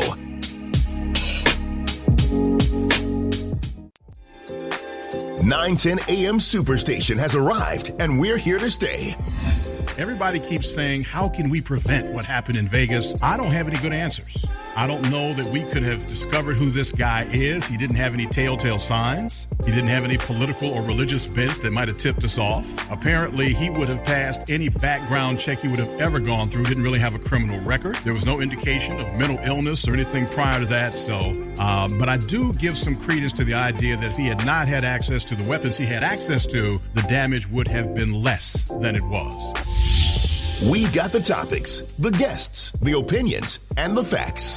A lot of our politicians called immediately for gun control. I mean, it didn't even the bodies weren't cold. The body count was not even complete. Gun control laws, tightening up restrictions would not have prevented what had happened in Las Vegas this week. Catch it all right here on 910 AM Superstation. Be sure to catch Doing the D with Alexander Zonchek right here on 910 AM Superstation.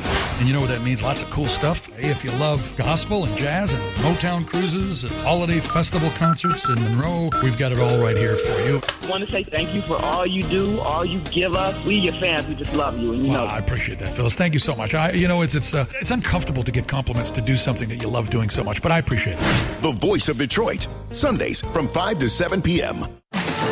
There's always something new to talk about, and 910 AM Superstation wants to have you covered from every angle. So we're adding some familiar voices and strong opinions to the best talk radio station in town. I'm Republican, from Detroit, and I'm black. Yeah, that's right. Different perspective, different view. Don't miss the Wayne Bradley Show on Superstation 910 AM. From 7 to 9 a.m., we'll have the editor for the Detroit News, Nolan Finley. This is the most volatile time in the country in my professional career. And, that generates a lot of news, a lot of stuff to talk about. Followed by the one and only David Alexander Bullock from 9 to 11 a.m.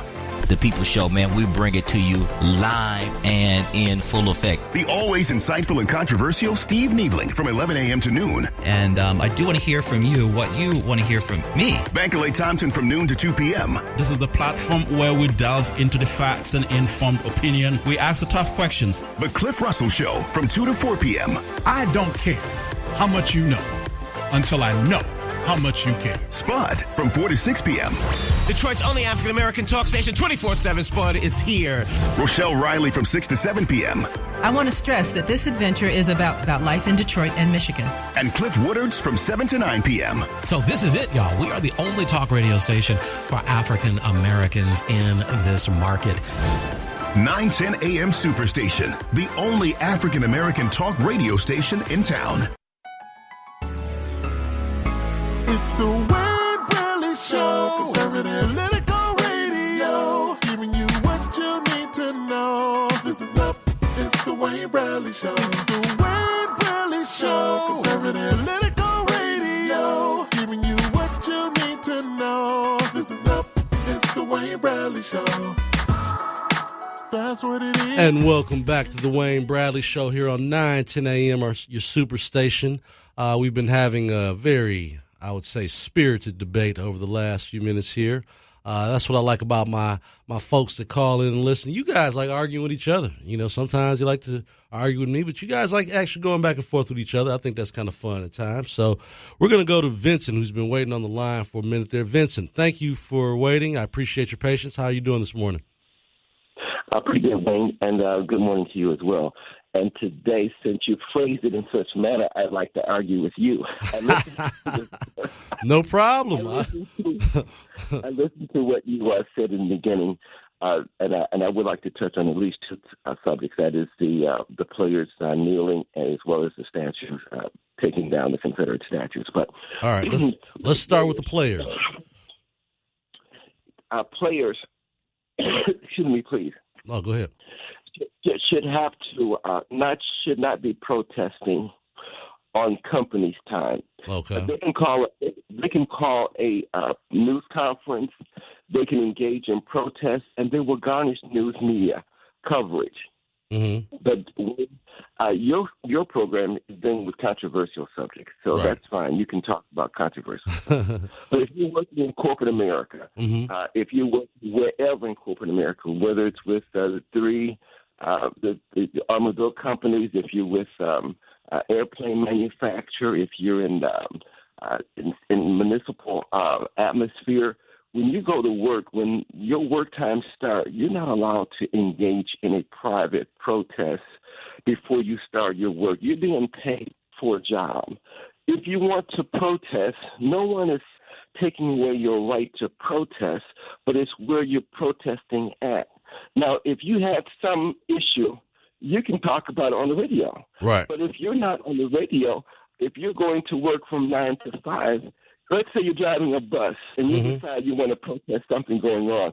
You don't have the right to take the first 10 minutes before you start work when you're supposed to be picking up people. You have a job to do. You're being paid to do that job. If you want to protest, your Second Amendment allows you to protest before you start work or when you finish work. But you're not permitted to protest on many jobs of private protest. Right. I'm not. Well, I think it's like this. Now, this is the one thing I'll say about that, Michael. If I was a bus driver and I wanted to take a knee before I started my bus route, I might be able to do that. I might be able to go on my. I might, but that's my point. They're not doing it during the game. This is before kickoff. But you have to understand. No, I get it. I get what you're saying. It's company time. Period. When you start, they're being paid multi-millions of dollars. Right. Then time starts for the playoff. From the moment they pull in the stadium, they're on company time. Is basically with how Thank you. That is my point. Do it after your job. Do it before your work. you'll still get the same coverage. You may not have millions of people cover you as you would. Well, see, I think you just said it right there, Michael. You just said exactly what I was gonna bring that up. It's like, yeah, you might get some attention on Monday, but you will not get the attention that you get on a Sunday during the game. You have the right to do it while you're working for someone else. You do that on your own time. Right. You don't do that on somebody else's time. You're being paid multi-millions of dollars to do a certain thing, and that is to play. So if you don't, but couldn't you make the argument is that But I'm just asking this, Michael. Couldn't you make the? I'm sorry, Vincent. Couldn't you make the argument that? Yeah, I'm paid to play. That's all my job is them 60 minutes of when I go on the field and I run and catch that ball. Me standing for the anthem doesn't have anything to do with my performance. It doesn't have anything to do with if I catch that ball, if I run that ball, if I make a sack or a touchdown. My job is to perform on the football field. And that's to play between those 60 minutes, between those hashtags. Now, if I'm on the sideline, that ain't got nothing to do with the game. The game hasn't started yet. And so there could be an argument made that, yeah, I might be on your ground, but if you're in the locker room or if you're doing this, I'm not affecting the quality of the game. I'm not affecting the integrity of the game. Now if a guy was going out in the huddle before a snap and decided to take a knee, or if everybody put their fist up and wouldn't take the snap or wouldn't participate, that's something different. So, I mean, I understand. Look, I totally get the idea. Hey, once you're on company ground, you're on my time, and that's out on the field, and the cameras can photograph you. You're out on the field. Do it on your own time. Right. But needless to say, and you talk about the president weighing in. What more important office of the land to promote patriotism but the office of the presidency? I mean, there's a bigger issue that you hadn't thought about. If you engage in furthering unpatriotism, you're telling the nation one thing: you don't have to vote, because the people who don't feel so very patriotic are certain people who thumb their nose at voting. They also are the same people who, when it comes to war, if war should ever occur, they're not going to be the first ones to volunteer.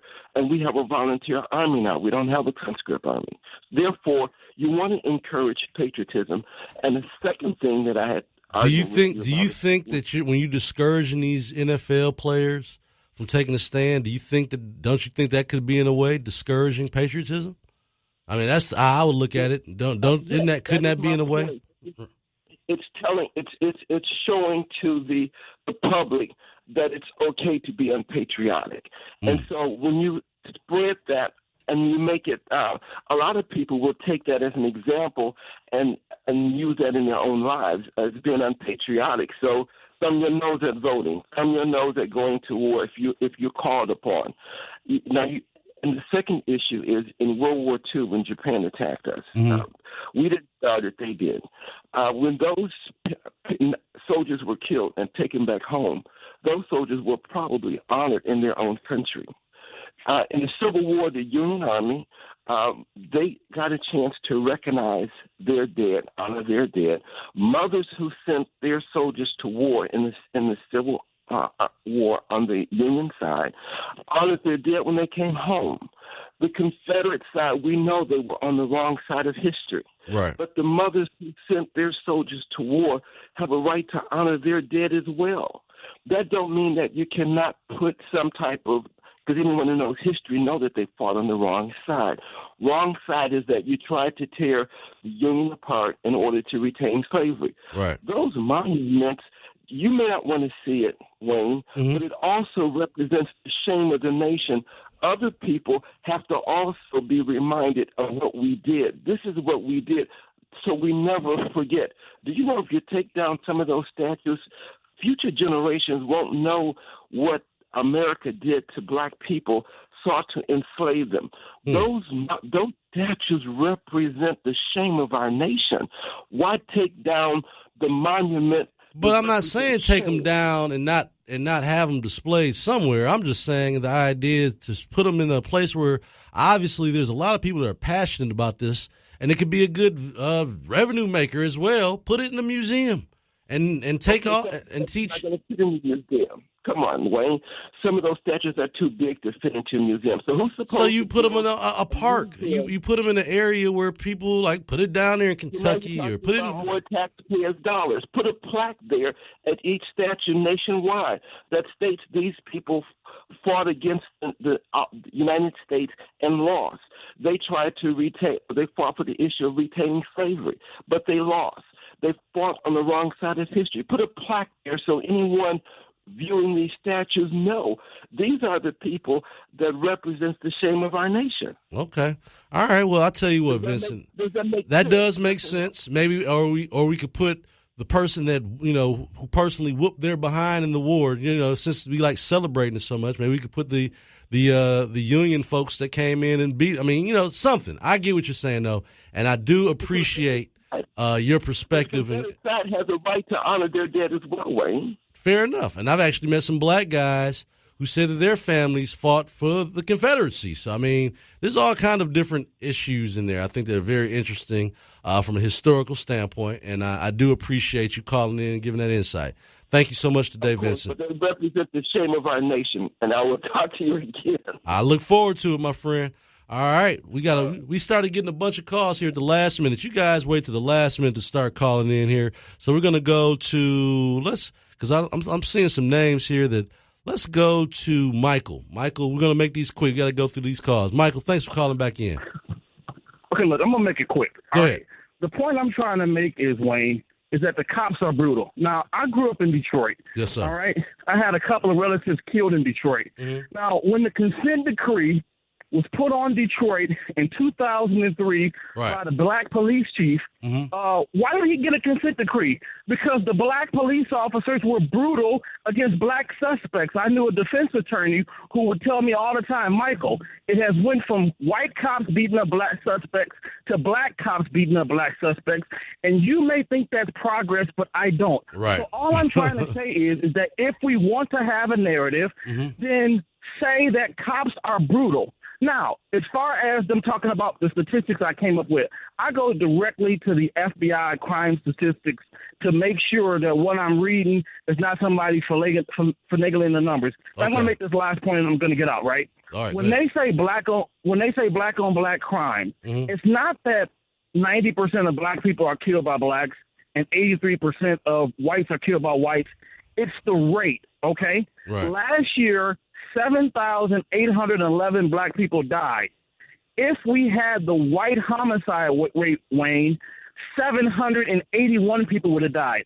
So if we killed each other at the same rate that white people kill each other, 7,100 more precious black people would be alive. So we're not talking about who kills who. We're talking about at what frequency. And when you get into frequency, we are so far off the chain. In Chicago, and we're not even at the end of the year, 2,500 people have been killed and 500 murdered. That is not happening in the burbs. They're not hiding those statistics. And so that is what they're saying as far as black on black crime is. It's the rate of the crime and not who kills who. But thanks, Wayne. I'll be listening tomorrow. Thanks again for calling in. I appreciate it, Michael. You have a good day. We're going to let's go to Walter. You got to go to Walter. I got to get my voice in with Walter. Walter, good morning, my friend. All right. Hey, man, look, all this stuff about this knee foolishness and all these fads, they're just fads. People just, all this protesting nonsense. Mm-hmm. And protesting Donald Trump, what he said and did not say about the Confederate flag and all that foolishness. And we know that was 100% lies. He confronted all groups that was wrong. And how often do these people pivot back to trying to slam him? Come on, Walter. You got to drop the knowledge for the day. I got like about 5 or 6 folks I got to run through before we get out of this show. Give them the knowledge for the day. Give them the knowledge. Here's the knowledge. Here's the dirty secret. Hell's best kept secret.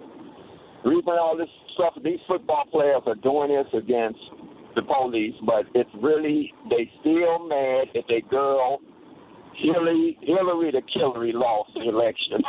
If the truth were to be made known, these people are still mad because they predicted that she's going to win. Some of these talk show guys on here predicted she's going to win. And some of the callers like John, Hillary, she's going to win in a landslide. Made them out of a bunch of, I call them lying junkies. So that's what it's all about. They still mad. Bernie didn't get in. And by the way, Bernie, I call him slobbermouth Bernie. Every time he opens his mouth, he lies upon lies equal more lies. So they mad that Bernie didn't win to run this country, and they still mad that Hillary didn't win. And that summed it all up. That's why they keep it's an indirect protest against Donald Trump. They never accepted him. And by the way, he's the best president in my estimation in the U.S. of A history. Out of here, man. Drop the bomb on him. My man Walter, thanks for calling in today. All right, we're going to go to Charles. Let's go to Charles. Charles, we got to make it quick. We got a bunch of calls here. How you doing this morning, Charles? Good morning. I wanted to address the caller that called before Walter did.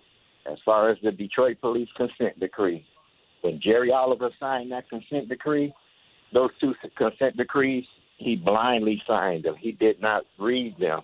It tied the hands of the Detroit Police Department, and the only reason why the DOJ stayed here for as long as they did.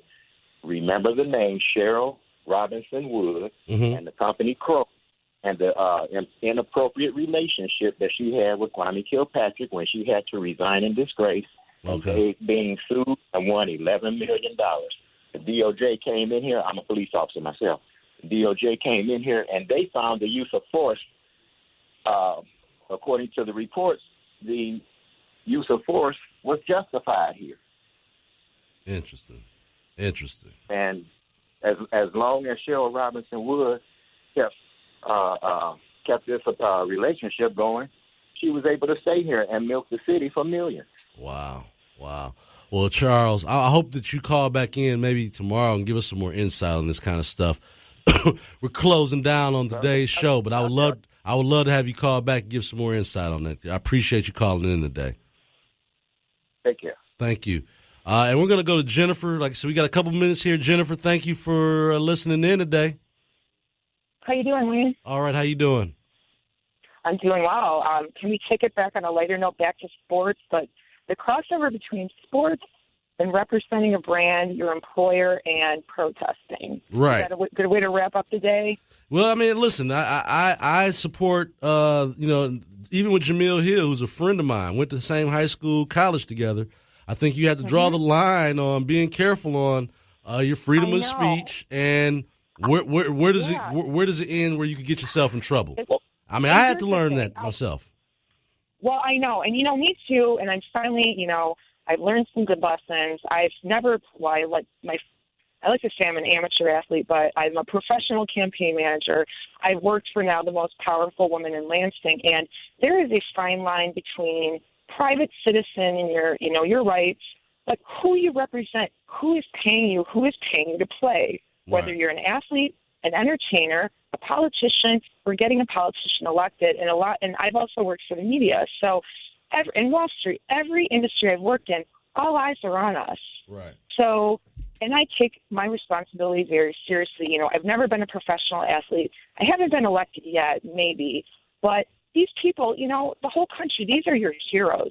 You need to not be rioting and protesting and crying foul when you're making millions and you're heroes to millions of little children who want to be you someday. So, where I draw the line, fine, when you walk in that stadium and put on your uniform, and it's not your name anymore, your name's on the back. Some of the smart teams take your names off the back. You are a number, but on the front is the name of your employer, whether it's the Lions or the Democratic Party, or I'm Representative so-and-so from the state, or I'm the president. Then you need to not take a knee, that's the wrong phrase, but then you need to be quiet for just a moment. But me as a private citizen, yes, I run campaigns. I represent certain people.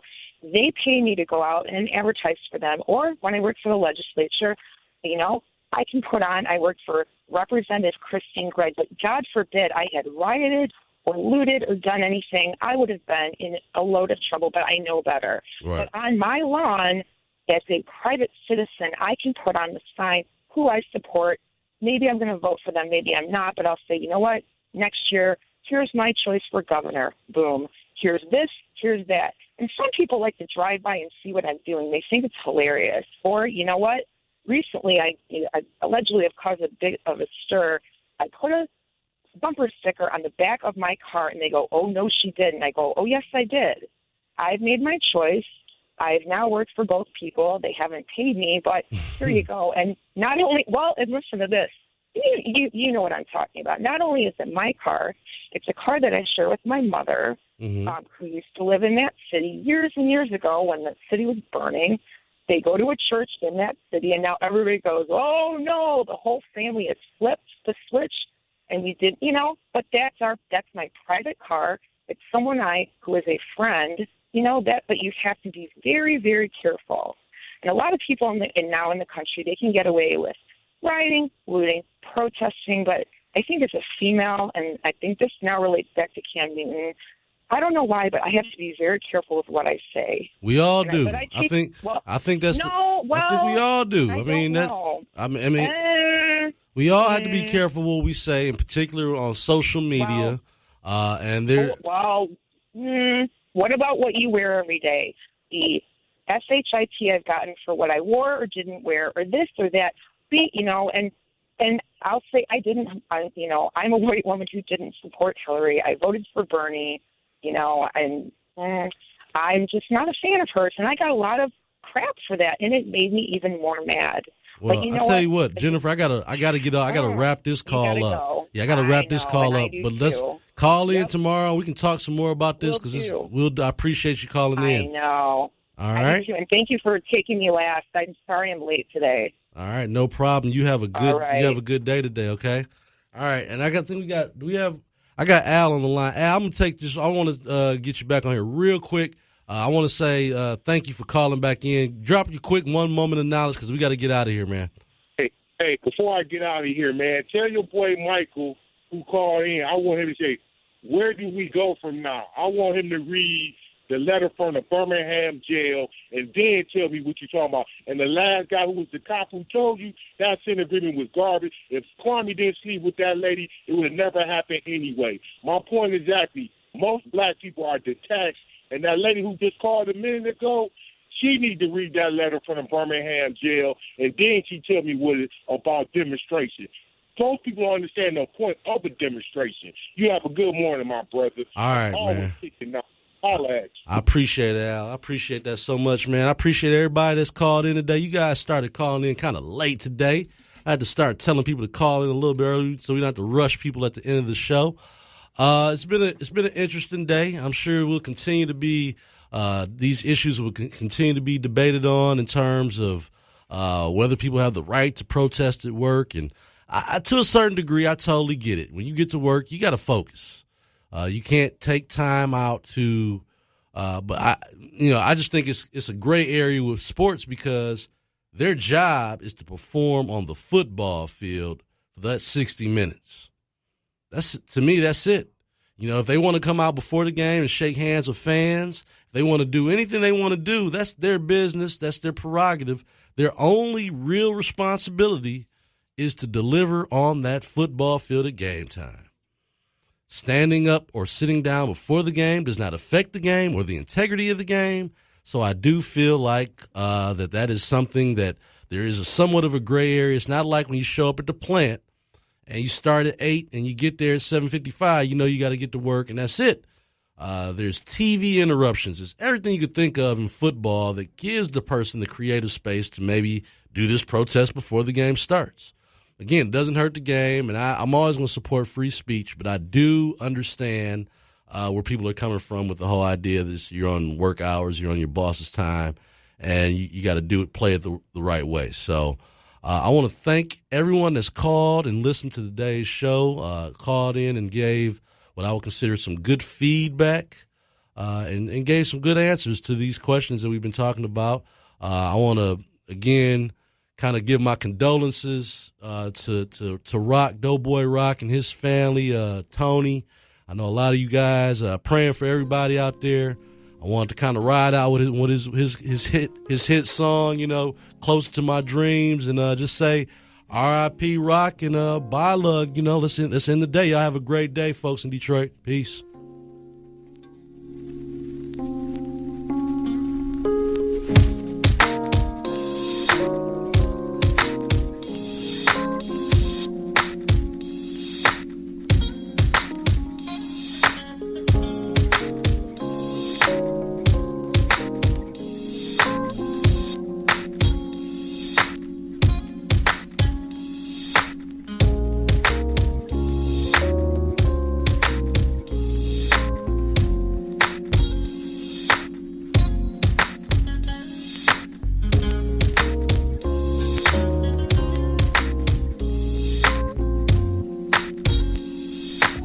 .10 AM Superstation, the best, the brightest, and the bravest voices of Detroit. Don't believe me? Just listen. Like every time I even consider dating someone, that god-awful, I can't trust anybody feeling is there. How do you ever overcome trust? You can absolutely overcome trust when you really deal with the issues that caused you to be there. That's why I say to you all the time,